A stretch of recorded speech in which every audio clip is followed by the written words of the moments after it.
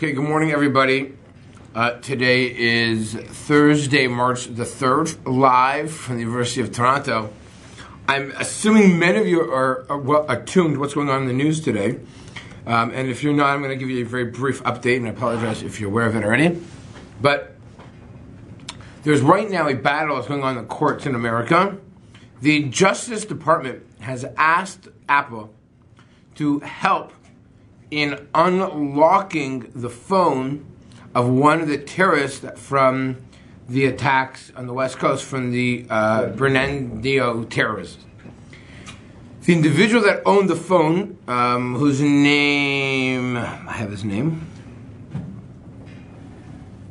somewhere, was him and his wife went in and they shot up, I think about 14 people or so, and they have this phone. Now, I don't know if you have an iPhone, but an iPhone, when you lock it, it tells you have to enter a code.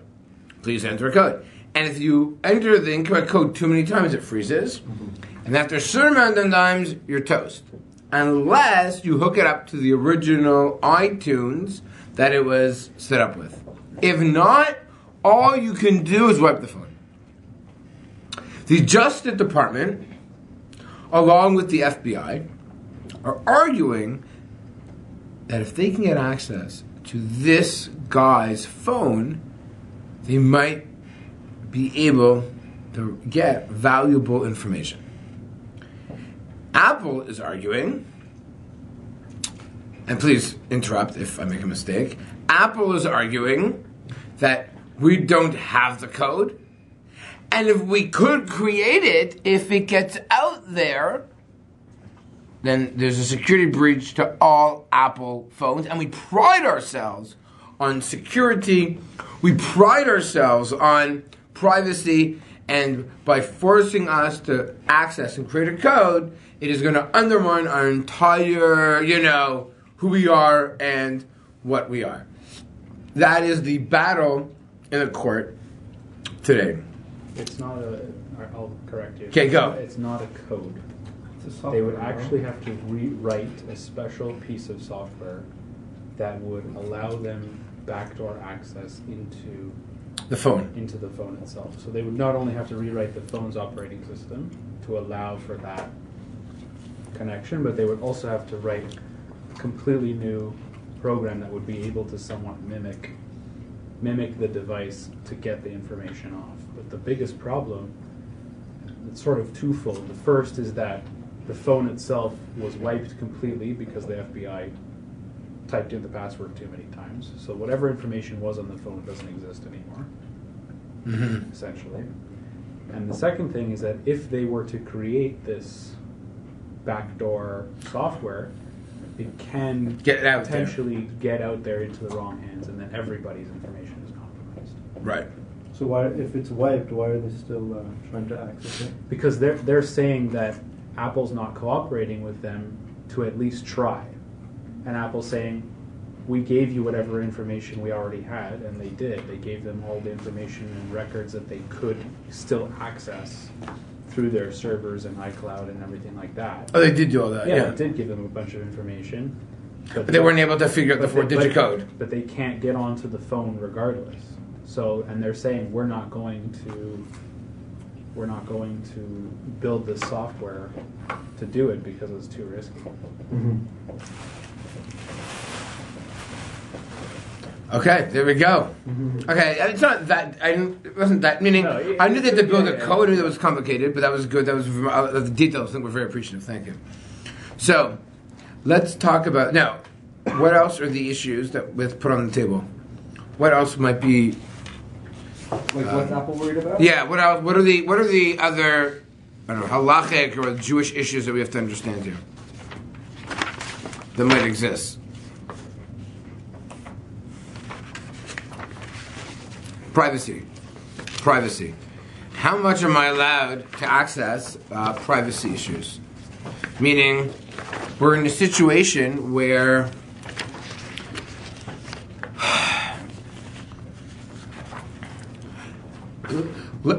a comparable parallel to this. Thank you.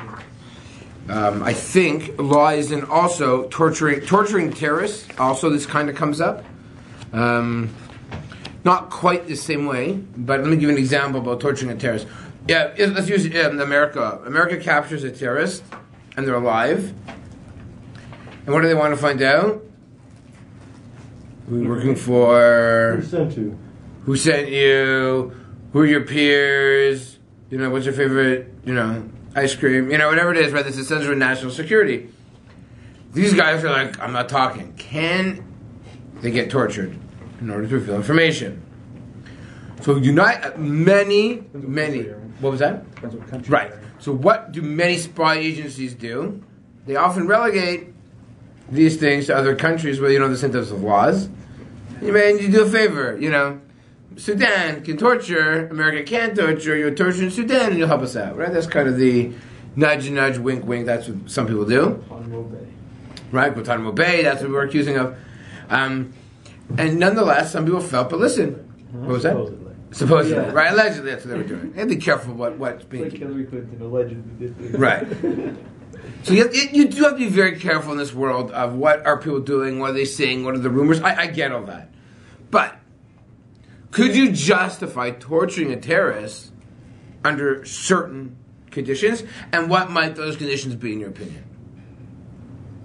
Meaning, how much can you break an ethical code in order for the greater good of society? Is that the greater good of society to get this information from Apple?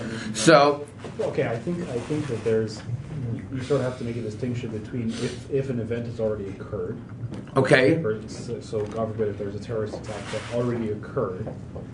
you captured the guy from You 9/11 captured yesterday. him, and then you tortured him as sort of like punishment, if you will. So I'm not torturing for punishment. That might be. I'm torturing for information. There's a difference between torturing for information after the fact versus if you caught a guy or you knew that he was somehow involved or connected with a terrorist cell ahead of a potential attack, and vital information would come to light as a result of you torturing this guy. Okay. And it would potentially save the lives of however many people. Then I think that's a valid. Okay. A more valid. I'm more about meaning. There's no parallel between the two. I mean, What do you mean? the guy that's a terrorist is caught doing something dumb, and they're trying to get information about other people's stupid activities. Mm-hmm. But Apple did nothing.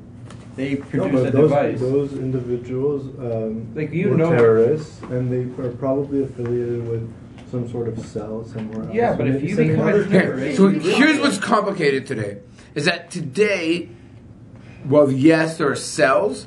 Many things are done by individuals. I wake up today. Again, maybe it's probably not one day. It's over time. And I decide I can go online how to make a small little bomb, how to do this, how to do that. It's not that complicated. I don't necessarily receiving my directions from Osama bin Laden. But you know there's a risk behind it. If you Google how to make a bomb, and you know there's a risk that if you get caught, there's going to be ramifications. When Apple made an iPhone, their goal was to make money. There's no risk of getting tortured by the FBI, their actions. Right. So you all would say if there was a ticking time bomb, this is like the classic example. If there's a ticking time bomb, you're more justified in torturing terrorists. If you do something knowing Right? Is that risk, right? Is that the fair? That's the phrase that it's called. It's when called I the go ticking snowboarding, time bomb there's a case. risk of breaking my wrist. There's no I take that into account when I go. But when you walk down the street, it's not something you keep into account. It's not the same thing. Like when you do something that you know there's ramifications for your actions, when those ramifications happen, it's very different than when there's not that's not at all what's meant to happen. But you're trying to prevent with this case with Apple, maybe. Right, no, I'm saying the parallel between a terrorist and Apple isn't. So, but here we go. But if Apple is able to break this code, let's say let's use Jewish terminology. What kind of parallel are you trying to make between the ability to torture terrorists versus this? In terms of, let's say, That's where how much, meaning, I'll give you an example. How much can I do something which is unethical, whether it's breaking privacy laws? How much can I do something which, there's two issues here. There's breaking things that are unethical for the greater good of society. And the other thing is how much risk do I put people in, meaning, if this code gets out there, potentially that could be very dangerous to the world. But if I have something which is in imminent danger, maybe that will mitigate it. What? So you have the security and privacy debate. Right. So I think that's in certain ways, I think that this is going to come up. I want to quote you. Thank you. What was that? Just say to It's okay. I want to read to you a marsham. A marsham, this is an amazing marsham. You don't have it in front. If you take a look. Yeah, I have, I thought I printed out the marsham. Actually, I don't have a copy for you. I'm sorry. Share with somebody. Pull up a chair. Yeah, I'll share with him. I thought I printed I out the won't marsham. think to share with me. No. Oh. That's Maharam. Why?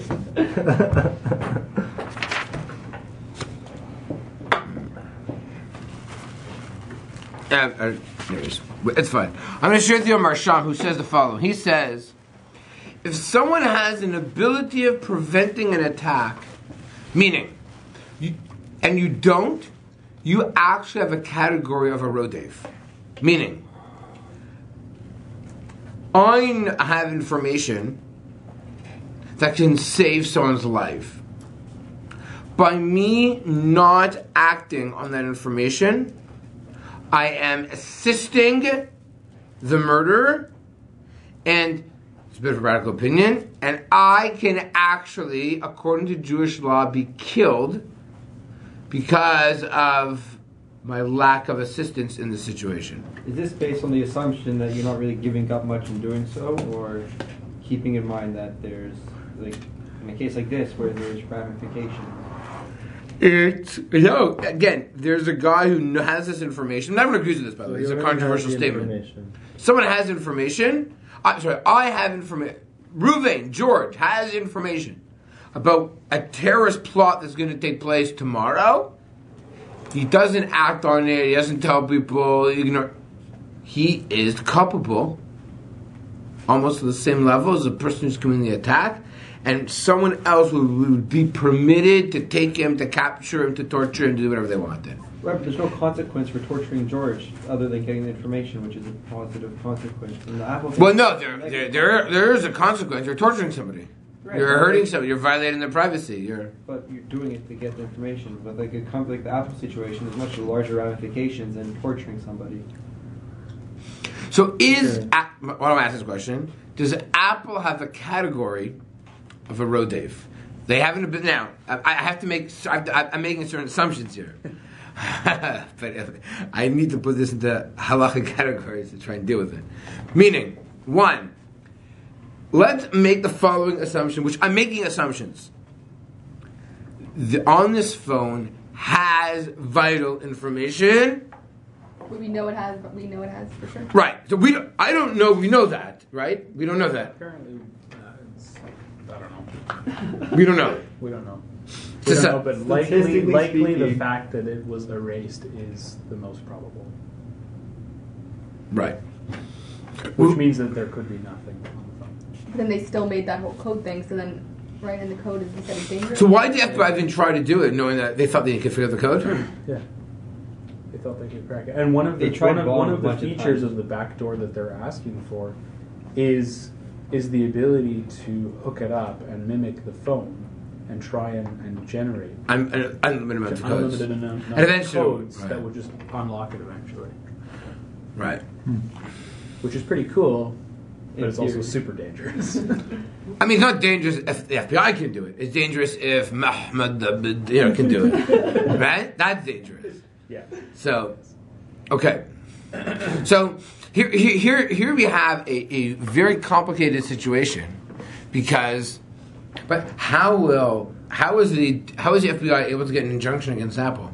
Apple's fighting it, I think it got turned down. and then it was rejected in the court. Rejected in court. Right. I don't know. They can just write one. Hmm? I have no idea how it works.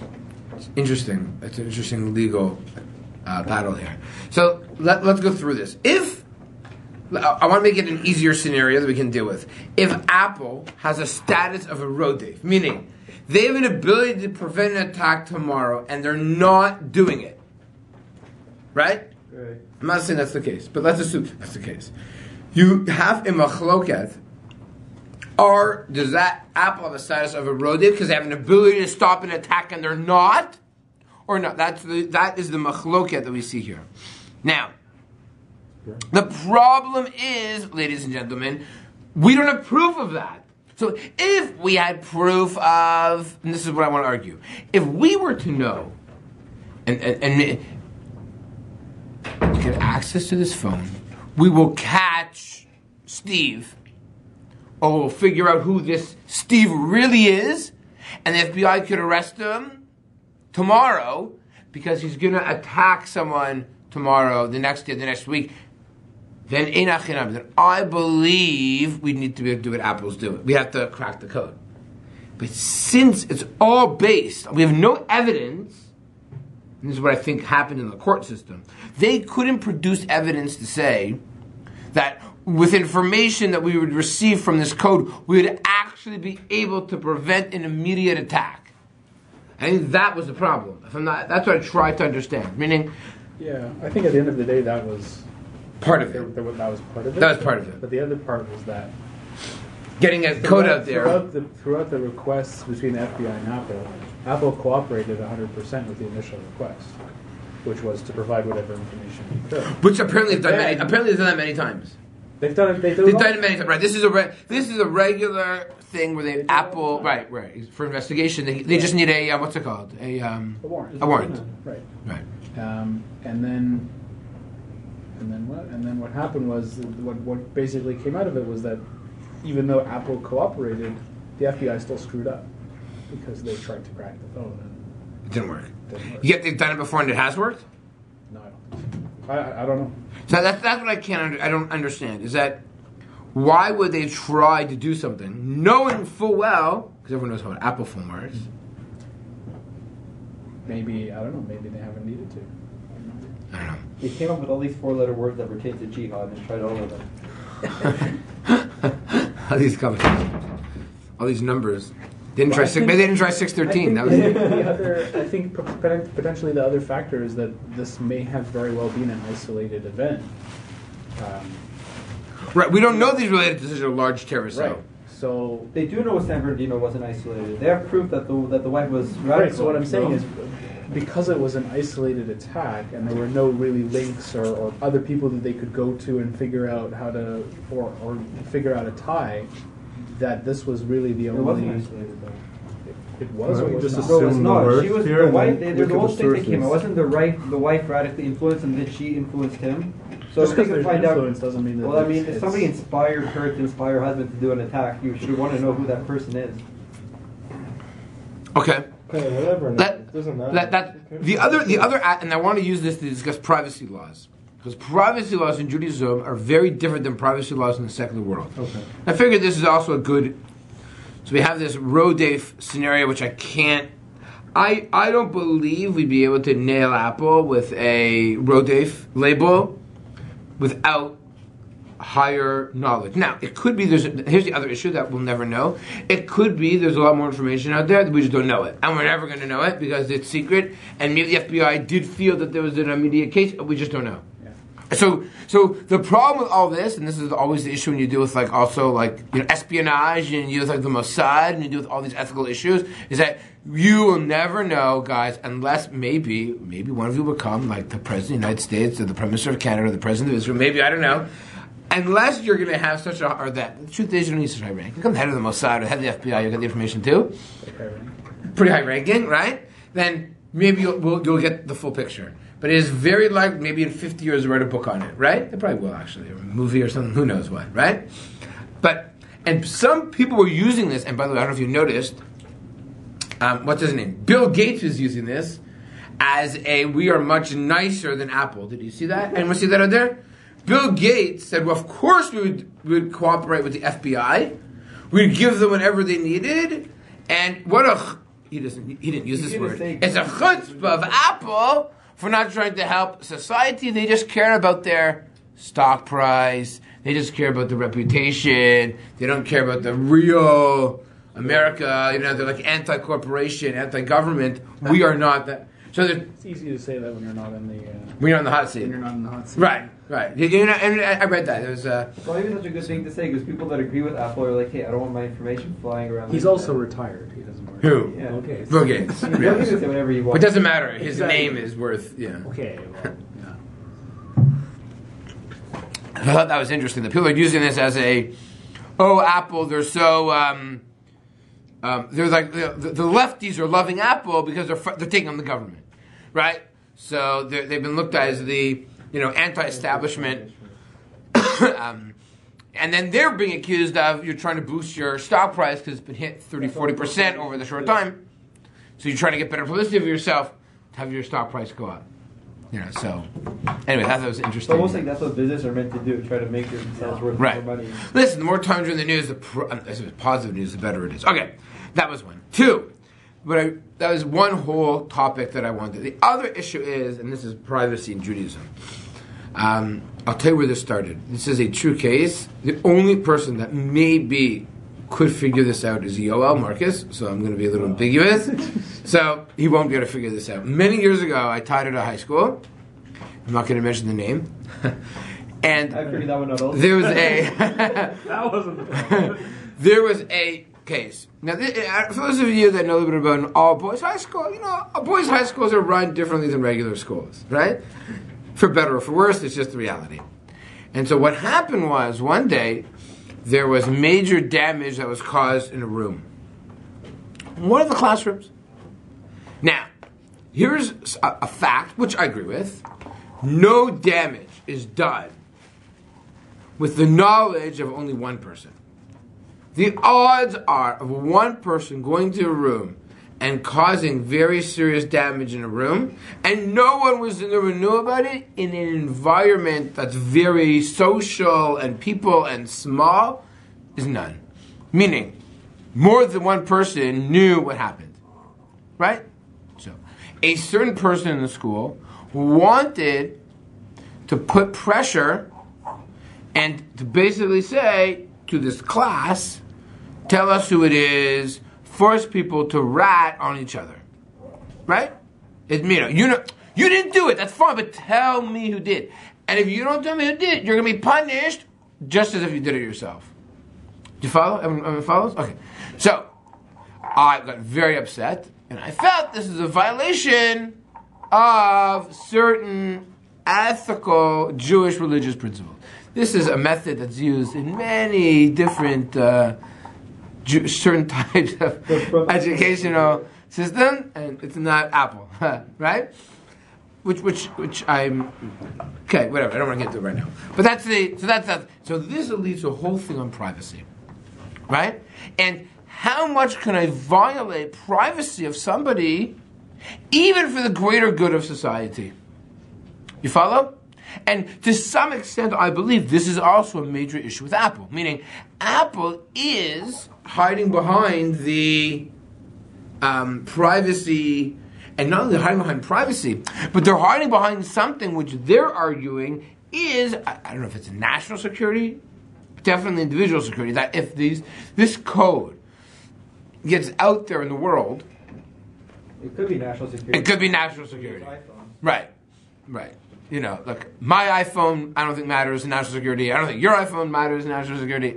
Maybe, I don't know, maybe you're really here for different reasons, or you're from France. You're not really a student. You're from Turkey. Trust me. Yeah. You could be a spy. You could be trying to Blow up something. Yeah, maybe you're trying to come to send another, what's it called, the flotilla. No, you're really here for a flotilla.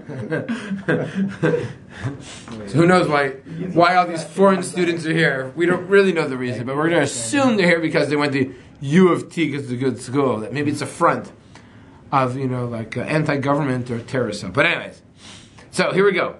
What about privacy? And how much do I care? What is the difference between privacy in Judaism and in the secular world? And I think that's a very, very interesting topic. That's worthwhile to take a look at. Okay, so I figured that would be the second half. Take a look. Oh, sorry. I also have. So what you have in front of you is the Hebrew and the English of this packet. One more. There we go. We're rolling English. Okay, sorry. Take a look.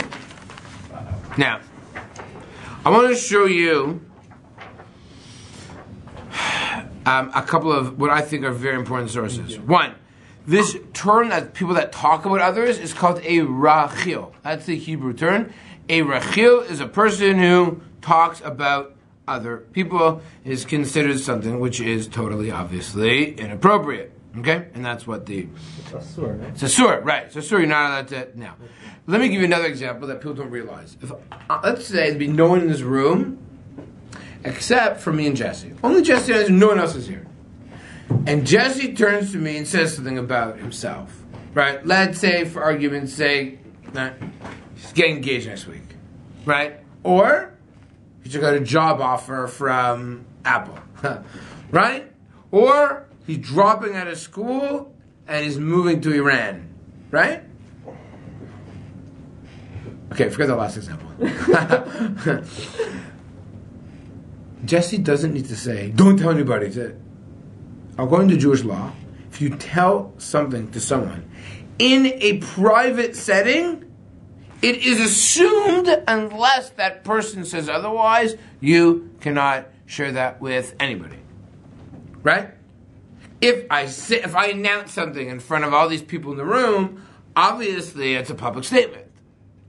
But if I'm in a room with one person, I'm a chlok, what about two people, is that private, not private, whatever, right?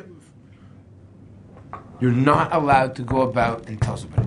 In the modern world, it's kind of understood. Well, you never told me I couldn't tell anybody. Right? You never told me I couldn't. You ever heard that before, right? You call the person, oh, by the way, but I told you I don't want you to tell anybody. You ever heard that, right? That is a secular concept. It's not a Jewish idea. Because really you're not allowed to tell anybody anything, ever. Okay. Now, with that, let's take a look at source number 3. Source number 3 is a fascinating source. I will show you why. Amar Rebbe Rava, Minayin la'omer davar l'chavero shehu b'bal ya'amer. If you tell something to somebody and you weren't supposed to, someone else, you transgress, this is called bal ya'amer. Right? Meaning, bal ya'amer is this idea of rachid. You're not allowed to tell things that are said in secret. Ad shomer lecha amor. Until that person says, amor, tell other people. Shenemar v'yidabir Hashem elav me'ol moed lemor. I want you to appreciate that crazy statement. And appreciate what's it saying. What's it saying? Where's Hashem speaking to Moshe, right? Is that a private conversation? Yeah. Yes! It's in a secluded area. It's in Omed. It's in a tent. If the pasuk would have only said, Vaydabir Hashem elav mo moed, It's private.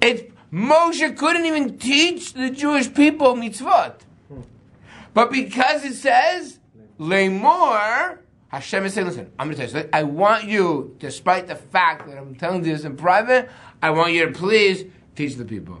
That's great. We don't even realize that. And that's what the Gemara learns, that you have privacy. Right? One of the sources, God spoke to Moshe in a private place. Moshe couldn't even tell the people unless Hashem says, Lemor, go please spread the news. Yes? Actually, they could see the discussion. Like Hashem was at the entrance of the well. No, so... It's me well, right? So, okay. And they could gather Around. Right, but if there was a cloud... But if there's a cloud, they couldn't hear. Right, they couldn't hear. No, they couldn't see. There's a cloud. They couldn't see Moshe's face. They saw Right, they saw the cloud. They couldn't see Moshe. Right. So it's kind of in between. Right, it's still at the threshold. I always thought Lemor was like as such, but here we're saying that it's Right. to say. To say. Right. Right. Exactly. So, okay, that's a great. It's a great. Okay. So now the question is: when is a person allowed to violate a privacy law? When can you do it? When would you be allowed to actually violate that? Okay. First of all, let me go through. What's wrong about it? Meaning, what's wrong with violating a privacy rule?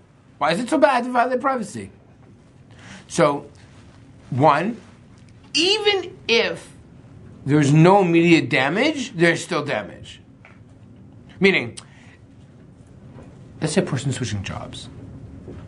So you work for IBM, you're switching to Apple, right? If you tell IBM, you tell your friend, oh, by the way, I'm switching jobs.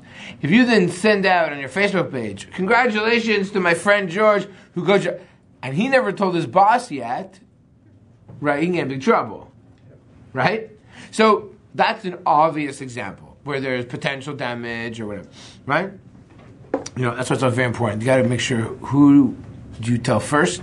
You know what I mean? You got to make sure you tell the right people first, both from a social perspective and from a appropriate working perspective. If someone else is in danger, for example, let's say you tell your friend, I'm cheating on my wife, or something like that. You're cheating on your wife is a very complicated case because someone else involved. There's someone else involved, and you're not. There's no case of rodef, though. There's no case of rodef, and the other issue is that Ein Adam made. You're not allowed to testify against yourself. Testimony against yourself doesn't count. So if you say that you had an affair, actually, it doesn't count according to Jewish law. It's very having it's a great case, but it's extremely complicated what to do in such cases. Friend has to right. So let's use an easier case. If it's a case of, let's say, danger to somebody else, like even a suicide, that's why you going to Iran might be a problematic, right? Those cases you'd be allowed to break confidentiality. A therapist, a rabbi, anybody, a friend, you'd be allowed to break confidentiality in a situation of imminent danger. It's probably the same within society as well. And within society as well, you'd be allowed to, a therapist was also in confidence, not to talk about what happened.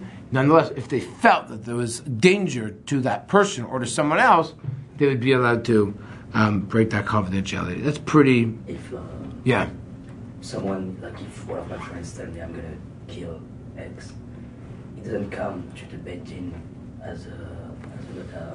doesn't count to me as information. They have to take into account not to be wrote down. Again, sorry, I missed that. Someone tells me I'm going to kill someone. Yes. Even though it doesn't count as a confession to the Beijing, does it count to me as an information I have to? So you need to, if someone says, and again, obviously you have to make sure that they're serious, they're not joking around, but if they would be, so no, if the rule of a rodef is not that they say they're going to do something, they have to be in the act itself. So they need to have, if they have a gun in their hand, they're chasing down Reuven and they're shooting at him, they're about to shoot, and that's status of a rodef. Speech is not sufficient of a status of a rodef. If I get up and I say, I don't encourage it, I'm murdering that person, that's not good. You don't have the deal of rodef. Speech is sufficient. What about Edut? What was that? What about Edut?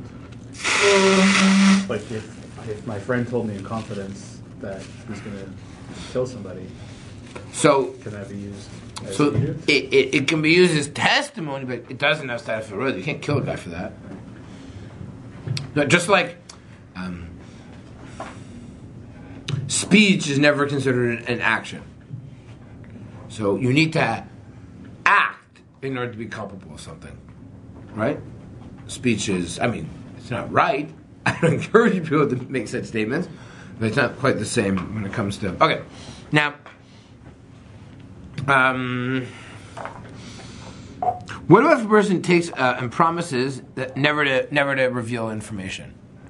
What about you? Like that? You said this. Like, I want to be the best therapist in Toronto, so I'm going to make a declaration on my door saying, I swear never to reveal anything about you ever. So people are like, wow, I can tell this person my secrets because they're never going to... They upped the ante, so to speak.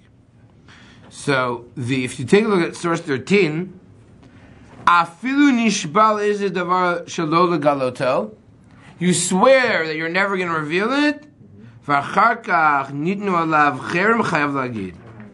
And if, let's say, this person was placed in, meaning, and this person was ostracized, there's an issue that needs to be discussed, you break a vow it doesn't matter. If you Even need make to an do it, unnecessary vow like that, Shireen. even if you make a vow to promise not to tell, if it's important and it's going to save something, you need to break. So, secure it now. This is what's interesting here. We see that privacy is important, but privacy is not be all and end all. You know. So again, Apple might say we are the most secure. We will never, right? Just not true. There could be other things that they're going to need to do. Again, maybe they did it or didn't do it, or Is it to get someone out of cherem? to get someone out of, in order to prevent someone from going into cherem, they need to reveal information. Yeah. So this string that says I super duper promise not to say anything, that's just a waste of words. Yes, which by the way is true according to the Kenyan law as well, right? That's if you're certain things you need to do, regardless. So, okay, take a look at.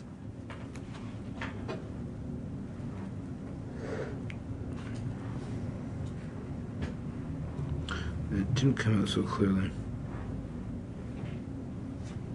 Now, interesting. Go to source 16. Uminayin shimata yodea lo edut. Eina tarashar la lishtok alav. Oh, here we go. By the way, where does this come from? Testimony. Let me give an example. I just saw George kill Steve. Me going to court is rechilut, isn't it? You follow? Me going in public and going to a court saying, "Oh, I saw that guy do something inappropriate." Wait a second. How can you make such a statement? That's not right. They did something in privacy. You're spreading bad things about them. How can you do it? Meaning, you would not be allowed to testify in a court of law if not for the fact that the Torah said testify in a court of law. You follow? Because why? How can you say something bad about somebody? Maybe they did something in private. How could the answer is testimony is the exception. And not for the fact that the Torah mentions testimony and how you're not allowed to subvert testimony, you're obligated to testify. Since you're obligated to testify means that for the betterment of society, or if someone's going to lose money, or if someone's going to need to go to jail, you must testify. We see from here in all these cases, that's what I wanted to show you, in all these cases, we see that you're allowed to break confidentiality, and you're even allowed to say something bad about somebody in a public, quote unquote, in a court setting. But a court in the Judaism is not like you can't just, we in a court, and we'll go to court and listen in those benches. That's not a Jewish concept. The fact that a Jewish court is not open for any Joe Schmo to sit in because it's private. So are we saying we do have to stop Edom or no? What? We have Edom in only specific cases? Or We always we like to have Edom in all. We want testimony in all cases. So so you're saying now even in private domains they still rely on Edom? Mm-hmm. And that's permissible because the Torah said it permissible. Otherwise, it wouldn't be permissible. How could you do it? So, anyways, that's the. We'll just look at one case for now. 22. The feds don't have that edut, right? That it's in the phone. Right. So they have to, let's say, risk the security of others in order to provide that edut. So if that's what I think we're saying before, if the feds knew unequivocally there's a smoking gun, there's something in this phone that is so important because tomorrow, next week, next month, we're going to prevent a future attack. That's one thing. But the problem is they don't have such evidence. Right? And so then add to it the layer of Apple is worried that they're going to get their information out there and other people will hack into the phone in the wrong hands. And that, by the way, is a very legitimate concern. In the world today, a computer code, by this code, would be worth a lot of money. Some guy would be very willing to sell it. Right? I think. No? See. Do we know of other codes? I mean, how you unlock phones, I guess, is also a code, right? That everyone has access to. That's not so simple, actually. It's not? No. People do But it. it's out there. People do it. Yeah, there's a system to go through. So you can do it. Rogers can do it, but so can Mr. Joe Schmo in China on the computer, if you pay the money. Yeah. So really there's no parallel between this and Apple. It's tough. I haven't seen anything yet. Unless I'm just missing information. But unless, again, I'm making an assumption that we know all the information. That is an assumption. What we know, there's no parallel. Right. That's an assumption which could definitely be challenged because we're never going to know the truth because it's the FBI and it's a secret national security. But Unless Hillary Clinton's emails have it. yes, only Hillary Clinton can do things that are. But that was on purpose, wasn't it? What was that? No, nothing. Anyway, okay.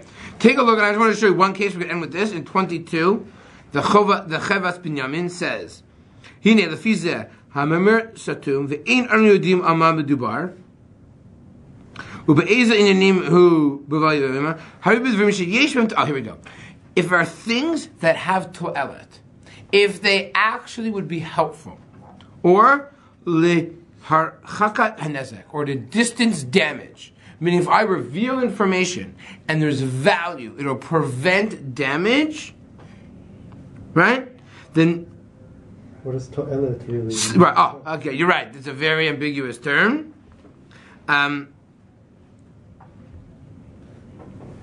He says, I don't think it'd be forbidden to reveal. You're right, I agree. This is a bit ambiguous terminology because they're what's called a hashavat gufo. Because we have a concept called hashavat aveidah. If you lose it and you return it, if it's going to cause damage to your body, for sure you'd want to help out because the person will be injured. So we see from it that if you're going to prevent someone from losing something, a monetary loss or a physical loss, on such a matter, you'd be allowed to quote-unquote rat out that person.